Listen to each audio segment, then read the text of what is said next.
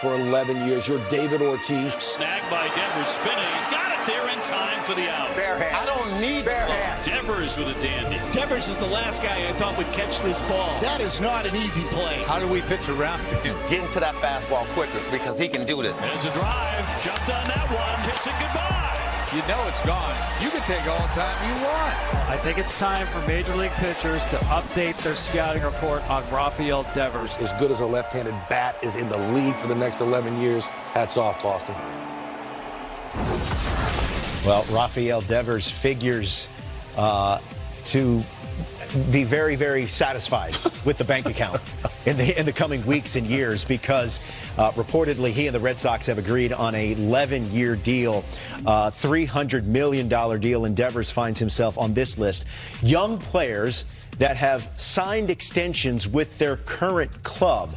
And Ron, I want to start with you because this segment we'd figure we'd take a look at some, let's start with position players that you think they're worthy candidates of signing big extensions with their current clubs. And I thought you hit the nail right on the head. You understood the assignment because I loved your two choices here. Well, I think when you look at players and who you envision guys that being the difference makers, when you look at Guerrero, he's a guy that Toronto's an interesting case because, you know, Shapiro and the people that run that organization come from Cleveland that probably started in the mid-90s taking care of young players. With Argan O'Dowd was the assistant GM right, yes. who was in charge of it. Allison Thopoulos in Toronto. Now he's in Atlanta. He does a lot of that stuff. So are they going to tie up Vladimir Guerrero, who has done so much already? The problem with tying these guys up, like Devers and Guerrero, is that they have just done so much already in their career. Yeah. They want to maybe wait those 3-4 more years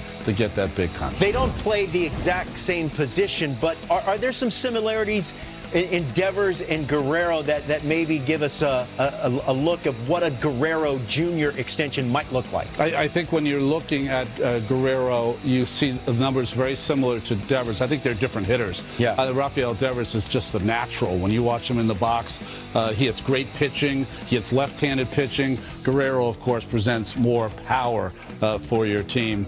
And he's so young. He's still growing at his craft. I think his teammate Bo Bichette is a guy that could be worthy of an extension if the two parties figure that that's a road they want to walk down. It's always tricky because you get paid in U.S. dollars, but they take in money in Canada. So that always makes these big long-term deals a little trickier for them. I think they are run by the Cleveland guys who like to do it ahead, but not at these amounts. That's right. As you saw, since 2019, they're clones of each other, Guerrero and Devers. But Devers, for right now, at least, is a third baseman. You know, there's a little more value there. Yeah. He has shown he has been a terrific performer in the postseason. We don't really know much about that yet with Guerrero. He hasn't had a lot of reps like Devers did on a championship team.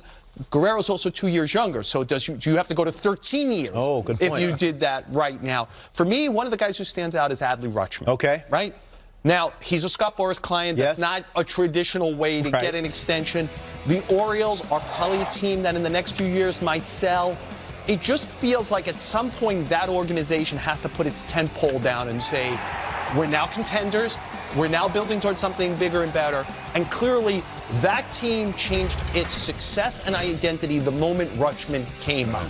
Yeah. Right? Switch hitting catcher, great on both sides of the ball, seems to have some natural leadership qualities. You know, does he want to stay long-term in Baltimore, or does he want to go through this and see if he can go to a bigger market, etc.? But he feels like the perfect player. Like if Baltimore's saying, today's the day we're starting to be a different kind of organization, to say, this is our guy. Conversely, the toughest guy to do a long-term contract with is a catcher. It's the most dangerous position on the field. I'm going to give you both one player each. And Ron, you follow up after Joel is done. I want you to talk about Kyle Tucker and the possibility of him working out a deal with the Astros. So the Astros have been good about getting extensions with the players they want. They tend, under Jim Crane, their owner, to not want to do long years.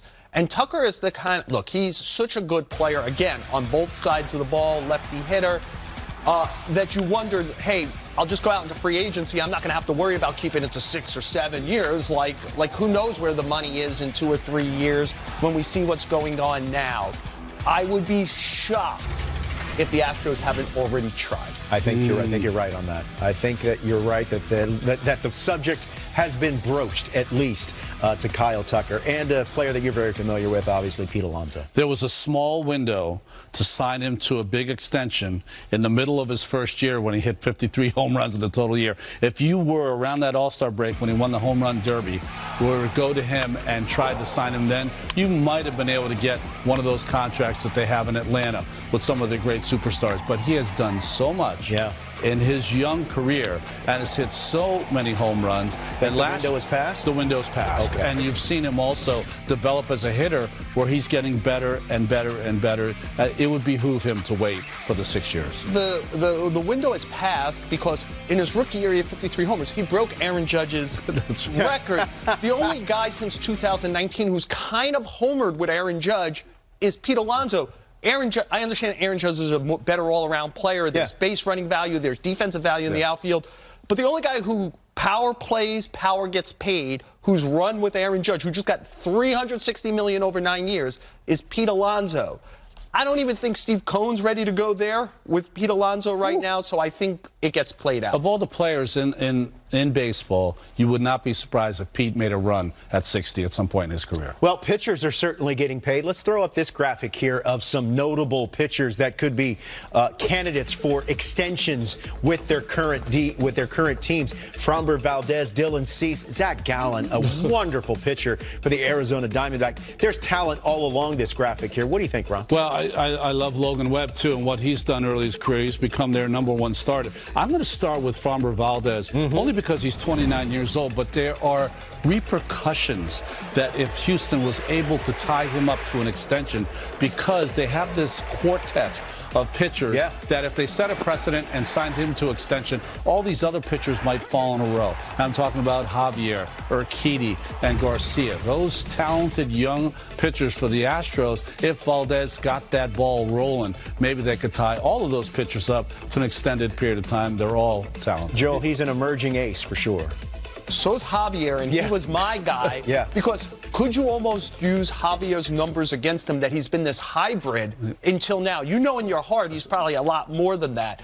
But can you sign him based on the hybrid numbers? I agree with you, Ron, in the sense that does Valdez's age make him more susceptible to say, I don't want to wait around for X more years when I'm in my 30s and that gets held against me. Maybe I should get the guaranteed money now. And Webb did stand out to me on that list. He does. The Giants clearly are a team that want to spend some money and be good for a long term, and they have a young ace. He's also not a guy that when you watch him pitch, he is not max effort over 2 hours. You know, he's a guy that hits corners, sinks the ball, changes it up. So you feel, you never know, you feel like his arm might last longer than some of the other younger pitchers. Well, I think we did prove in this exercise it's always easier to spend other people's money. We are very more than willing to do that. So there you go. You're welcome, baseball ownership. Coming up, Evan Longoria will join the show. Why he decided on the D-backs, and what does he think he can bring to a team filled with a lot of exciting young talent? That's ahead. You're watching MLB Tonight.